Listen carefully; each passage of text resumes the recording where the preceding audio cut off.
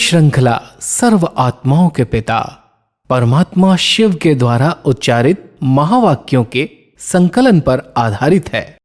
ओम शांति। अमूल्य रत्न में आप सभी का हार्दिक स्वागत है। कहते हैं मनुष्य अपना ही मित्र और अपना ही शत्रु है, और इसीलिए बहुत ज़रूरी है कि हम अपने आप को सशक्त बनाएं, दिव्य गुणों से संपन्न बनाएं, और तभी ही हर परिस्थिति पर हम स्वस्थिति से विजय प्राप्त कर सकते हैं। आज ऐसे ही कुछ स्वयं से संबंधित बातों पर गहराई से बातचीत करेंगे हम ईश्वरीय महावाक्यों द्वारा, और इसके लिए हमेशा की तरह हमारे मध्य हैं प्रजापिता ब्रह्मा कुमारिस ईश्वरीय विश्वविद्यालय के वरिष्ठ राजयोगी शिक्षक आदरणीय राजू भाई साहब। भाई साहब, आपका आज के एपिसोड में बहुत बहुत स्वागत है। भाई साहब, आज हम बात करेंगे 3 दिसंबर 1970 के महावाक्यों के बारे में। इसका टॉपिक है सामना करने के लिए कामनाओं का त्याग। भाई साहब, बिल्कुल स्टार्टिंग में परमात्मा हमें कहते हैं कि आज हर एक को अव्यक्त स्थिति का अनुभव करा रहे हैं और हर एक यथाशक्ति अनुभव कर रहे हैं। कहाँ तक हर एक निराकारी और अलंकारी बने हैं वह देख रहे हैं। दोनों ही आवश्यक हैं। जैसा परमात्मा निराकारी और अलंकारी इन दो स्वरूपों के बारे में बात कर रहे हैं, इसे थोड़ा स्पष्ट करें। एक है आत्मा का निराकारी स्वरूप जी, जो हम आत्मा के स्वरूप के बारे में वर्णन करते हैं, वो एक ज्योति बिंदु है, भ्रकुटी के बीच में सितारे की तरह चमकता है। तो वो निराकारी स्वरूप भी परमात्मा हमारा देखते हैं। लेकिन कितना दिव्य गुणों से श्रृंगारा हुआ है, कितने उसके जीवन में दिव्य गुण आए हैं, वो अलंकार भी परमात्मा हम सबके देखते हैं। जी, क्योंकि जितना हम अव्यक्त स्थिति में रहते हैं, परमात्मा तो अव्यक्त होकर के अव्यक्त तन को साथ लेके आते हैं। तो उस अनुभव को प्राप्त वही कर सकते हैं जो सभा में अव्यक्त स्थिति में बैठे हैं। जी, और परमात्मा की नज़र हमारे स्वरूप पर जाती है, आत्मा पर जाती है, और साथ साथ आत्मा के अंदर कितनी क्वालिटीज आई हैं, कितना दिव्य गुण आए हैं, कितना वो अलंकारित है, सजी सजाई है, उस स्वरूप को देखते हैं। जी। आगे चलते हैं तो इसी से संबंधित परमात्मा कहते हैं कि अलंकारी कभी भी देह अहंकारी नहीं बन सकेगा। इसलिए सदैव अपने आप को देखो कि निराकारी और अलंकारी हूँ। यही है मन मना भव मध्याजी भव। क्योंकि जो अलंकार देवताओं को दिखाए गए हैं, जी, जैसे विष्णु चतुर्भुज के चित्र में 4 अलंकार दिखाए गए हैं विशेष करके। जी, गदा है, पद्म है, सहसा शंख है और चक्र है। जी, एक हाथ में शंख दिखाते हैं, दूसरे में चक्र दिखाते हैं, तीसरे में गदा दिखाते हैं और चौथे में कमल पुष्प दिखाते हैं। जी, ये चारों अलंकार जो हमारे भविष्य में हमें प्राप्त होने हैं। लेकिन परमात्मा कहते हैं अलंकार उन्हें दिखाए गए हैं, प्रैक्टिकल में वैसी अलंकारित जीवन इन चारों अलंकारों से सजी सजाई आपकी इस समय होनी चाहिए। क्योंकि ये सब प्रतीक चिन्ह हैं। ऐसा कोई चक्र या शंख हाथ में नहीं पकड़ा हुआ है, जी, लेकिन स्वदर्शन चक्र जो आत्मा का दर्शन है, स्व का दर्शन है। जब हम आत्मा का दर्शन करते हैं, शुरू से लेकर के अंत तक क्या हमने पार्ट प्ले किया है, सतयुग से कलयुग अंत तक, जी, तो स्व का दर्शन करने से कई विकारी संस्कार समाप्त हो जाते हैं, क्योंकि अपने आदि और अनादि स्वरूप की इसमें स्मृति आती है। जी, तो सुदर्शन चक्र से कहते हैं असुरों के गले काट दिए। अब वो हिंसा तो होती नहीं, भगवान कभी हिंसा नहीं करते, लेकिन जो आसुरी वृत्तियां हैं उनका गला कट जाता है, वो समाप्त हो जाती हैं जी, जब हम अपने स्व के स्मृति में रहते हैं, उसका दर्शन करते हैं। और शंख है ज्ञान का। जब हम किसी को ज्ञान सुनाते हैं तो जैसे शंख ध्वनि की जाती है और शंख ध्वनि से वायुमंडल में परिवर्तन आता है, जी, तो ऐसे ही ज्ञान का शंख जब बजाते हैं तो आत्मा के जीवन में परिवर्तन आता है। जी, और कमल फूल जो है वो प्रवृत्ति की निशानी है कि घरग्रस्त में है। जैसे कमल का फूल कीचड़ में है, लेकिन कीचड़ और पानी उसको प्रभावित नहीं करता, उससे ऊपर है। ऐसे ही हम संसार में रहें, प्रवृत्ति में रहें, सब कुछ करें, लेकिन कीचड़ के छींटे ऊपर न लगे, विकारों के छींटे न लगे, इसको कमल फूल कहते हैं। और ऐसे ही गदा है, थोड़ी हिम्मत की, शक्ति की निशानी है। गदा कोई मारने की बात नहीं है, लेकिन ज्ञान की गदा जिसके पास है, ज्ञान की शक्ति जिसके पास है, वो माया पर जीत प्राप्त कर लेती है। तो ये अलंकार जो देवताओं को दिखाए गए हैं, संगम पर हम सबको अपने जीवन में धारण करने हैं। और ये अलंकार अगर किसी ने धारण किए हैं तो अहंकार अपने आप समाप्त हो जाएगा, क्योंकि सारा अहंकार जो है वो देहमान के कारण आता है। बिल्कुल। वैसे परमात्मा कहते हैं स्वस्थिति को मास्टर सर्वशक्तिमान कहा जाता है। तो मास्टर सर्वशक्तिमान बने होना इस स्थिति में सर्व परिस्थितियों से पार हो जाते हैं। इस स्थिति में स्वभाव अर्थात सर्व में स्व का भाव अनुभव होता है। सब इस स्थिति में यानी स्वस्थिति में मास्टर सर्वशक्तिवान स्थिति से हमें किस प्रकार से परिस्थितियों से हम विजय प्राप्त कर सकते हैं? क्योंकि आजकल जो टकराव की स्थिति बनती है उसका कारण होता है आत्मा के भिन्न भिन्न स्वभाव, जिसको आदत कहते हैं। स्वभाव को आदत कहते हैं, और आदतें हमारी जो बनी हुई हैं खान पान से, रहन सहन से, जिनके संग में हम रह रहे हैं, उठते बैठते हैं, उनका जो प्रभाव पड़ा उससे हमारी भी आदतें बनती गई जी। और वो आदतें जब बनती हैं तो आदतों का प्रभाव टकराव ले आता है। मान लो कोई की नफरत करने की, कोई की गुणग्राही की, कोई की अवगुणग्राही की आदत बनी हुई है। जी। कोई की आदत है, हम दो लोग बात कर रहे हैं, तीसरे को कट करने की या कान लगा के सुनने की। ऐसी जो आदतें हैं, उन आदतों को हम कैसे समाप्त करें? तो जब हम नेचुरल आत्मा के स्वभाव में स्थित हों, स्वभाव को परमात्मा भी दो अर्थों में ले रहे हैं। जी। स्व आत्मा को कहते, और उसका जो भाव है वो बहुत श्रेष्ठ भाव है। तो जो स्वभाव अर्थात स्वयं के आत्मिक स्वरूप में स्थित रहते हैं, उस भाव में स्थित रहते हैं, वो आदतों के स्वभाव से अपने आप मुक्त हो जाते हैं। जी। तो एक है भाव स्वभाव, कहते हैं इसका स्वभाव ऐसा है, इसके बोलने का भाव ऐसा है। तो भाव स्वभाव पर जीत तभी होती है जब आत्मा अपने स्व के भाव में रहती है। तो हम अपने स्व के आत्मिक स्थिति के भान में रहें और उसी भाव से बात करें। ये तो हुई कि अपने स्वभाव यानी अपनी जो गलत भावनाएं हैं उस पर हम विजय प्राप्त करें। जी। लेकिन जो दूसरा व्यक्ति है उसको भी खुद पुरुषार्थ करना पड़ेगा। पुरुषार्थ करना पड़ेगा, लेकिन मान लो हमारे से टकराव में आ रहा है। जी। हमारे साथ कोई उसका गलत व्यवहार हो रहा है, हम कहेंगे तो इसका स्वभाव ऐसा है। तो स्वभाव कह करके हम उसको टाल भी देते हैं, भाई इसका स्वभाव ऐसा है, इसको छोड़ दो।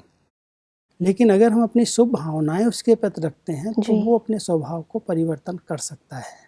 परमात्मा हम सबको ये भी कहते हैं कि तुम अपने भी स्वभाव को, अपनी आदतों को परिवर्तन करो, अपने निजी स्वभाव स्व के भाव में स्थित होकर के। और दूसरी आत्माएं अगर कोई स्वभाव के अधीन है, परवश है, कहते क्या करो मेरी नेचर है। अब उस नेचर वाली आत्मा को जब तक वो रियलाइज नहीं करे तब तक चेंज नहीं होगा। बिल्कुल। हम अपनी शुभ भावनाएं रखें तो ताकि वो परिवर्तन हो सके। सर परमात्मा कहते हैं कि सामना करने की सर्व शक्तियाँ प्राप्त हो जाएंगी। जब तक कोई सूक्ष्म व स्थूल कामना है तब तक सामना करने की शक्ति नहीं आ सकती। कामना सामना करने नहीं देती।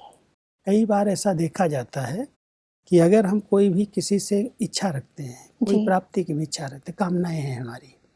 मान लो आज प्रवृत्ति के अंदर दो हैं, पति पत्नी, दो संबंध हैं जी।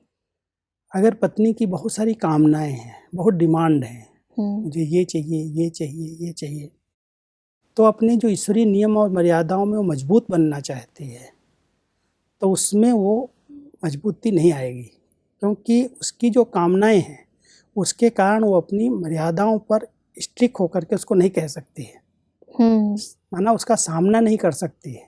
बिल्कुल। उसको अगर कोई भी प्रकार से आपको मनाना है, आपकी मर्यादाओं को तोड़ना है तो तोड़ सकता है, क्योंकि आपके अंदर कामनाएं हैं।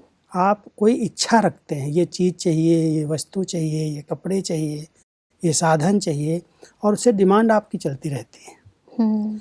जब तक आपकी डिमांड, आपकी कामनाएं समाप्त नहीं होती तब तक आप उसको कभी भी अपनी मर्यादाओं के अंदर नहीं ला सकते। स्थूल भी होती है और सूक्ष्म कामनाएं भी। सूक्ष्म में भी कामनाएं होती हैं, कोई को मान की, कोई को शान की, कोई इच्छा रहती मेरा नाम हो जी। ऐसे सूक्ष्म कामनाएं भी बहुत हैं जी। वो भी कामनाएं होती हैं, तो हम स्थूल में भी और सूक्ष्म में भी हम कोई का सामना नहीं कर सकते हैं। माना हम अथॉरिटी से बोल नहीं सकते, अथॉरिटी से हम कह नहीं सकते तो सामना नहीं किया जा सकता। इसलिए परमात्मा हम सबको कहते हैं पहले अपनी सूक्ष्म कामनाओं को चेक करो।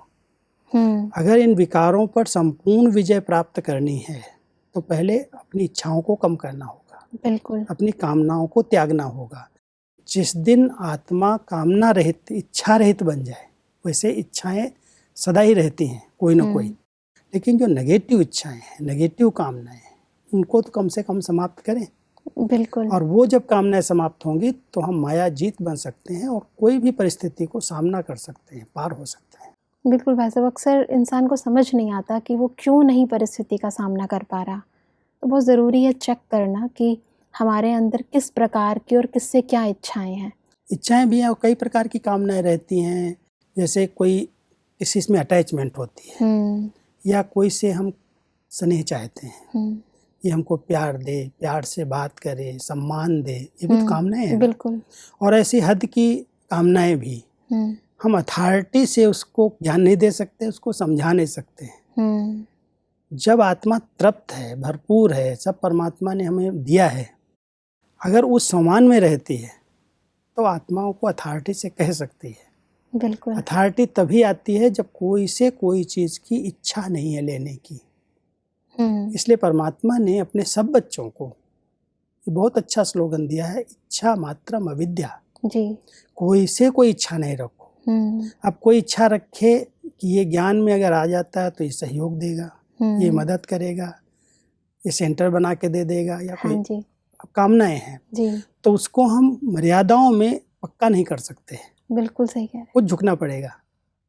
इसलिए हमें परमात्मा कहता है बच्चे कोई भी व्यक्ति से हद की कामनाएं नहीं रखो। जो कुछ कामनाएं हैं बाबा पूरी करेगा। एक बाबा से लेना, एक परमात्मा से लेना और बाकी सबको देना, ये हमारा मंत्र रहे जी। अगर ये मंत्र किसी ने पक्का कर लिया कि मुझे सबको देना है, सबको स्नेह देना है, सबको सम्मान देना है, जब सबको सुख देना है, जो कुछ ज्ञान रतन बाबा ने मुझे दिए सबको मुझे देना है, जब हम देते जाएंगे तो रिटर्न हमें मिलेगा। बिल्कुल। लेकिन उसकी कामना नहीं, उसकी इच्छा नहीं। बाबा ने मुझे बहुत कुछ दिया है, वो देने वाला दाता हमारे साथ है जी। तो जब ये स्मृति रहती है तो हम अथॉरिटी के साथ कोई को ज्ञान दे सकते हैं, नियम मर्यादाएं बता सकते हैं, उसके जीवन को परिवर्तन कर सकते हैं। बहुत सुंदर। और इसी से संबंधित परमात्मा कहते हैं कि इसीलिए ब्राह्मणों का अंतिम संपूर्ण स्वरूप गाया जाता है और वो स्थिति है इच्छा मात्रम अविद्या की। ये है आप सभी का अंतिम स्वरूप। अपने स्वरूप का साक्षात्कार होता है, सदैव अपने संपूर्ण और भविष्य स्वरूप ऐसे दिखाई दे जैसे शरीर छोड़ने वाले को बुद्धि में स्पष्ट रहता है कि अभी अभी यह छोड़ नया शरीर धारण करना है। तो सदैव बुद्धि में यही रहे कि अभी अभी इस स्वरूप को धारण करना है। जैसे स्थूल चोला बहुत जल्दी धारण कर लेते हो, वैसे यह संपूर्ण स्वरूप धारण करो। अभ्यास करना पड़ेगा इसके लिए जी। जब इसमें बहुत अच्छी स्मृति रहती है हाँ जी। कि हमें ये शरीर पुराना उतार करके ये नए शरीर में जाना है। जी। नया शरीर जो सर्व गुणों से संपन्न है, सर्व कलाओं से संपन्न है, आत्मा और शरीर दोनों प्योर हैं, हाँ जी। शुद्ध हैं, सतो प्रधान है। अब उसका हमें बार बार इमर्ज करना पड़ेगा उस दृश्य को। जैसे बहुत अच्छा मिसाल बाबा ने दिया है कि जब शरीर छोड़ने का समय आता है कोई का, अगर वो इस स्मृति में रहता है कि मैं आत्मा हूँ जी। तो उसको ये भान रहता है ये तो शरीर छोड़ करके हम नया ले लेंगे। उसका दुख नहीं होता, उसको गम नहीं होता। लेकिन जहाँ मोह ममता होती है, जहाँ अटैचमेंट होती है, उन आत्माओं को दुख होता है शरीर छोड़ने में। जी। लेकिन अगर वो बहुत समय से उपराम है, न्यारा है, तो शरीर छोड़ते समय उसको ये भान रहता है कि ये शरीर छोड़ेंगे, नया शरीर ले लेंगे, बच्चे की जन्म रूप में जाएंगे, तो उसको दुख नहीं होता, परेशानी नहीं होती। तो परमात्मा हम सबको बहुत अच्छा मिसाल दे के कह रहे हैं, जैसे उस स्मृति में आत्मा रहती है, ऐसे ही इस समय मेरा संपूर्ण स्वरूप जो है, अंतिम स्वरूप जो है, इच्छा मात्रम अविद्या, सब प्राप्तियों से भरपूर। जब सब प्रकार की प्राप्तियां आत्मा को होती हैं तो उसको कोई इच्छा नहीं रहती। बिल्कुल। क्या इच्छा रहेगी, सब कुछ तो दिया है। हाँ जी। जब हमारे पास सब चीज़ें हैं तो स्थूल में कोई इच्छा नहीं, सूक्ष्म में भी कोई इच्छा नहीं, वो संपूर्ण स्टेज है। हम्म, क्योंकि जब तक संपूर्णता नहीं है तब तक कोई ना कोई तो इच्छा रहती ही है, बिल्कुल सही बात है। और वो इच्छा जब पूरी हो जाती, संपूर्णता आ जाती, तो फिर भविष्य में जो ट्रांसफर होना है, परमात्मा कहता है इतना अच्छा वस्त्र तुम्हारा तैयार हो रहा है, हम्म, दिव्य गुणों से सजा सजाया, सर्व प्रकार से गुणों से शक्तियों से संपन्न, तो उसका आवाहन करो, संपूर्णता के बाद वो आपको प्राप्त हो जाएगा। बिल्कुल भाई साहब। जैसे परमात्मा कहते हैं कि कोई भी अहंकार है तो वह अलंकारहीन बना देता है, इसलिए निरहंकारी और निराकारी फिर अलंकारी, इस स्थिति में स्थित होना सर्व आत्माओं के कल्याणकारी बनने वाले ही विश्व के राज्य अधिकारी बनते हैं। जब सर्व के कल्याणकारी बनते हो तो क्या जो सर्व का कल्याण करने वाला है वो अपना अकल्याण कर सकता है? अकल्याण शब्द जो यूज किया है वो इसीलिए किया कि जब हम निराकारी, निरहंकारी और अलंकारी स्वरूप में रहते हैं जी, तो हमारा कल्याण हुआ पड़ा है। लेकिन परमात्मा कहते हैं अगर निराकारी निरहंकारी नहीं है तो अलंकार गिर जाएगा, माना कोई न कोई कमी कमजोरी रह जाएगी, जी, और वो कमी कमजोरी है तो वो कोई न कोई प्रकार से अहंकार ले आएगी। हम्म, तो निराकारी और निरहंकारी स्थिति का अभ्यास करने से मुझ आत्मा का भी कल्याण है, और जिसके साथ हम संपर्क संबंध में आएंगे उनके भी हम कल्याणकारी बन सकेंगे, क्योंकि हमें कोई भी कामना उनके प्रति नहीं है। हम सब देने वाले हैं, हम दाता हैं, हम उनका कल्याण करने के लिए निमित्त हैं, सबका कल्याण हो। परमात्मा जैसे उसका नाम ही है शिव परमात्मा, जी, तो शिव शब्द ही कल्याणकारी है, और जब वो कल्याणकारी परमात्मा इस सृष्टि पर आते हैं तो अपने बच्चों को भी अपने समान कल्याणकारी बनाते हैं, और उसकी विधि यही है कि आप अपने निराकारी स्वरूप में स्थित रहो, निरहंकारी बन करके रहो, और जो अलंकार हैं उनसे सजे सजाए रहो। कभी भी कोई अलंकार माना, कोई दिव्य गुण अपने जीवन में कम ना हो।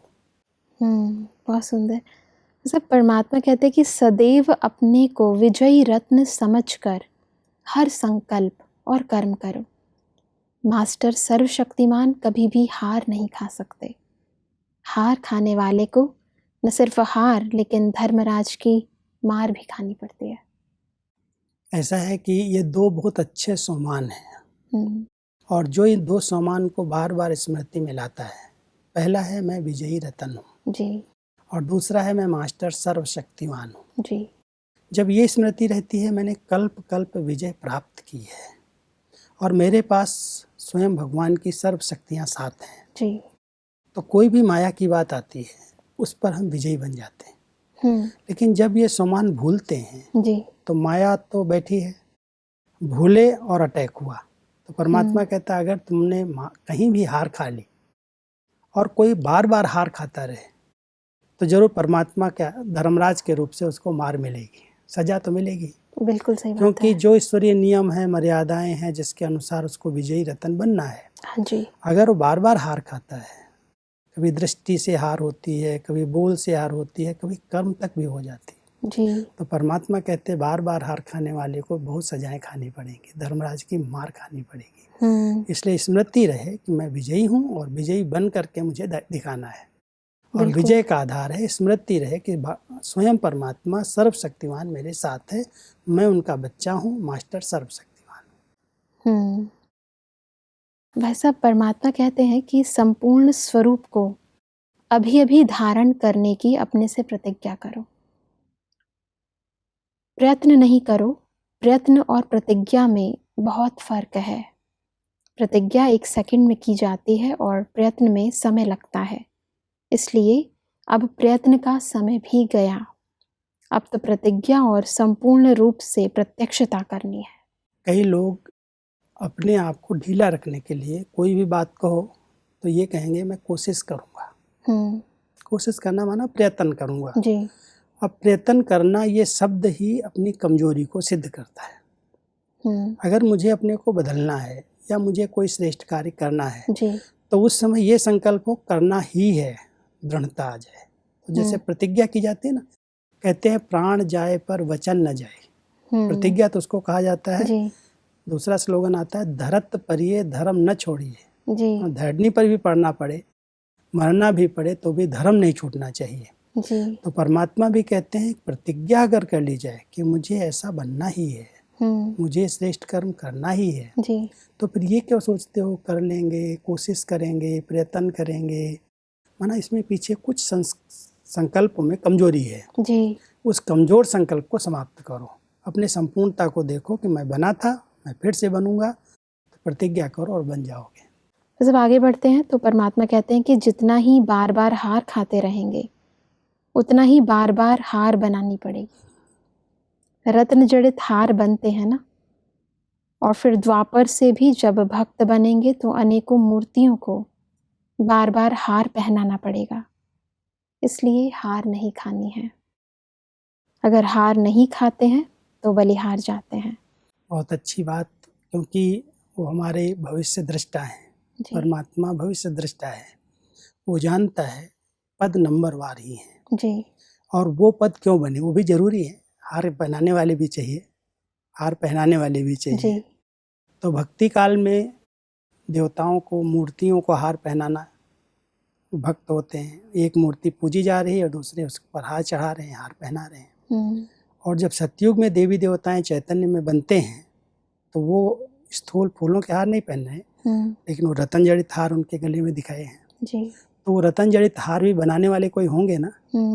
तो परमात्मा कहते हैं तुम हार बनाने वाले बनोगे या हार चढ़ाने वाले बनोगे या हार पहनने वाले बनोगे। वंडरफुल बात है भाई साहब। एक ही स्कूल के अंदर सभी बच्चे पढ़ते हैं, तो एक तो बहुत बड़ा ऑफिसर बन जाता है और दूसरा उसी स्कूल में पढ़ते हुए चपरासी भी बन जाता है। तो वो तो पढ़ाई के ऊपर मदार है जी। इसलिए परमात्मा तो अपने बच्चों को दिव्य गुणों से सजाने के लिए आया है। जी। फिर भी कहता है राजधानी बन रही है तो कोई तो बनेंगे, लेकिन परमात्मा की शिक्षाएं हमको बना रही हैं ऐसे सर्व गुणों से संपन्न। हाँ जी। तो लक्ष्य तो ऊंचा ही रखना है। बाकी अगर कोई बार बार हार खाएगा तो ये स्मृति में रहे कि हमको तो हार बनाने पड़ेंगे, हमारे ऊपर हार नहीं चढ़ेंगे। स्कूल में भी कोई बार बार फेल होता है तो सबको यही लगता है कि इसका भी कुछ नहीं हो सकता, कोई पद नहीं पाएगा। तो इसी प्रकार ये स्कूल है, परमात्मा हम सबको पढ़ा करके अपने समान बना रहा है। बिल्कुल भाई साहब। भाई साहब इसी से संबंधित परमात्मा कहते हैं कि अगर हार नहीं खाते तो बलिहार जाते हैं, तो अभी बलिहार व बलि चढ़ने की तैयारी करने वाले हो। ऐसा है कि परमात्मा के ऊपर बलि चढ़ना है। जी। माना जो कुछ है आत्माओं के पास, जब हम संपूर्ण समर्पित करते हैं तो जैसे संपूर्ण बलि चढ़ गए। जी। स्थूल में बलि चढ़ने की बात नहीं है। जी। लोग तो खुद को बलि नहीं चढ़ाते हैं, वो अपनी यादगार में कुछ दूसरे की बलि चढ़ा देते हैं। जी। पशुओं की चढ़ा हाँ देते जी। हाँ जी। परमात्मा कहते हैं ये बलि तो दिखावा मात्र है और उनका तो प्राण ले रहे हो, लेकिन प्राण लेने की, हिंसा करने की बात नहीं है। ये तुम आत्माओं को संपूर्ण बलिहार जाना है। माना जो परमात्मा की श्रीमत है उस पर संपूर्ण चलना है। जी। उसको पालन करना है। जी। तो वो बलिहार ऐसा बलि चढ़ जाए जैसे हम बाबा के, परमात्मा के हो गए और जो उनकी श्रीमत है उसको ही मुझे पालन करना है। इसको कहते हैं बलिहार जाना। जी। जो प्रवृत्ति में रह रहे हैं, घर गृहस्थ में रहते हैं, वो बुद्धि से जैसे बलिहार चले जाते कि मैं आपका हूँ, आपका हो करके रहूंगा। इसको कहते हैं बलिहार जाना।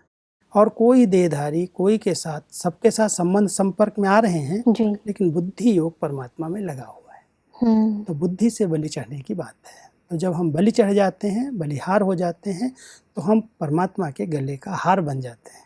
बिल्कुल भाई साहब। और यदि हम ईश्वरीय कार्य में ईश्वर को समर्पित बुद्धि होकर जो कार्य करते हैं तो मैं सीखती हूँ कि उसका फल भी बहुत बढ़िया होता है। सब आज आपने बहुत सारी बातें हमें समझाई और बहुत ही विस्तार पूर्वक हमें उन चीज़ों की डिटेल भी बताई। आपका बहुत बहुत धन्यवाद। दर्शकों, आज के एपिसोड में हमने समझा कि यदि हम सदा अपने आप को दिव्य गुणों से अलंकृत रखते हैं तो कभी भी हमें अपने जीवन में देह अहंकार नहीं आ सकता, और तब हम अपनी स्वस्थिति द्वारा बहुत सारी परिस्थितियों पर विजय प्राप्त कर सकते हैं। साथ ही यदि हमारी स्थिति इच्छा मात्रम अविद्या की है, हर कामना से रहित है, तो हम हर मुसीबत का सामना कर सकते हैं। परमात्मा ने आज हमें स्मृति दिलाई कि आप सदा अपने आप को विजयी रत्न समझो, तो माया के किसी भी रूप का आप सामना कर सकेंगे और कभी आपकी हार नहीं होगी। दर्शकों, इन सभी बातों को जीवन में धारण करते हम आगे बढ़ते चलें, यही हमारी आप सभी के प्रति शुभकामना है। अगले एपिसोड में एक और अव्यक्त मुरली के साथ हम आपके समक्ष फिर हाजिर होंगे। तब तक के लिए इजाजत। ओम शांति। मुख्य सार। स्वस्थिति अर्थात मास्टर सर्वशक्तिमान। इस स्थिति में रहने से सर्व परिस्थितियों से पार हो जाते हैं। स्वभाव अर्थात सर्व में और स्व में आत्मा के भाव का अनुभव होना। ब्राह्मणों का अंतिम संपूर्ण स्वरूप इच्छा मात्रम अविद्या। जब तक सूक्ष्म व स्थूल कामना है तब तक सामना करने की शक्ति आ नहीं सकती। सर्व आत्माओं के कल्याणकारी सो विश्व के राज्य अधिकारी। अहंकार अलंकारहीन बना देता है, इसलिए निरहंकारी और निराकारी फिर अलंकारी स्थिति में स्थित होने से सर्व के कल्याणकारी बन सकते हैं।